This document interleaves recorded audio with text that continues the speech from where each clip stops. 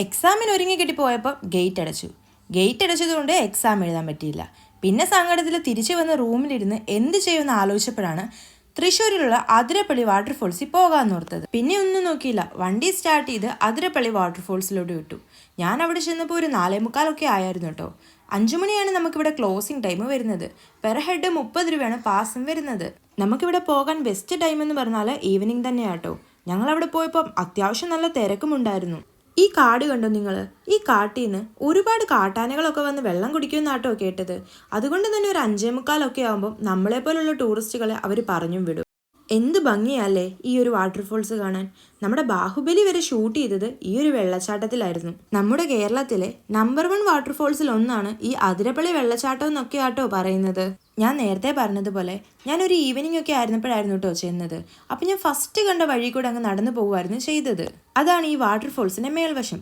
പിന്നീട് എല്ലാം കഴിഞ്ഞ് പോലീസുകാരെ ഓടിക്കാൻ നേരത്താണ് അറിഞ്ഞത് ഇതിന്റെ താഴ്ഭാഗത്ത് നല്ല അടിപൊളി വ്യൂവും അതുപോലെ തന്നെ നമുക്ക് അവിടെ കളിക്കാനൊക്കെ പറ്റുമെന്ന്.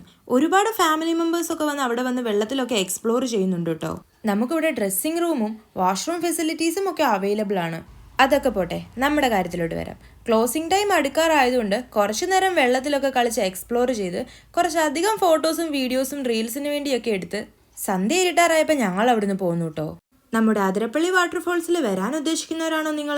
എങ്കിലൊരു 4 മണിക്ക് ഇവിടെ എത്തുന്ന രീതിയിൽ വന്നാൽ മതി കേട്ടോ. കാരണം ആ ഒരു ടൈമിൽ വെയിലൊക്കെ ആറി നമുക്ക് നല്ലതുപോലെ വെള്ളത്തിലും വെള്ളച്ചാട്ടത്തിലും ഒക്കെ എക്സ്പ്ലോർ ചെയ്യാൻ പറ്റും. അല്ലെങ്കിൽ എന്നെപ്പോലെ പെട്ടെന്ന് വന്ന് ഒരു സൈഡ് മാത്രം പോയി കുറച്ച് ഫോട്ടോസും വീഡിയോസും എടുത്ത് തിരിച്ചു പോകേണ്ടത് വരും. പിന്നെ ഒരു കാര്യം, ഈ അതിരപ്പള്ളി വാട്ടർഫോൾസിൽ വരുമ്പോൾ 2 സൈഡുണ്ട്, മേൽവശവും താഴ്വശവും. ഈ 2 സൈഡിൽ നിങ്ങൾ പോകാൻ മറക്കല്ലോ കേട്ടോ. കറക്റ്റ് 6 മണിയായപ്പോൾ അവിടുന്ന് ഞങ്ങൾ കയറി 2 കട്ടനും കുട്ടനും ഒക്കെ കുടിച്ച് അവിടുന്ന് ഇറങ്ങിട്ടോ. ഇത് കണ്ടോ നിങ്ങൾ? ഇത് നമ്മുടെ അതിരപ്പള്ളി വാട്ടർഫോൾസിന്റെ ലോങ് വ്യൂ ആണ്. ഇത് നമുക്ക് പോകുന്ന വഴിക്ക് കാണാട്ടോ. നമ്മൾ അതിരപ്പള്ളി വാട്ടർഫോൾസിലോട്ട് വരുമ്പം ഇതുപോലെ ഒരുപാട് അതിരപ്പള്ളി അഡ്വഞ്ചേഴ്സും അവൈലബിൾ ആട്ടോ. പിന്നെ ഒരു ദിവസം സ്റ്റേ അടിക്കേണ്ടവർക്ക് അവിടെ ഒരുപാട് റിസോർട്ടും അവൈലബിൾ ആണ്. അപ്പോൾ ഇത്രേ ഉള്ളൂ. ബൈ.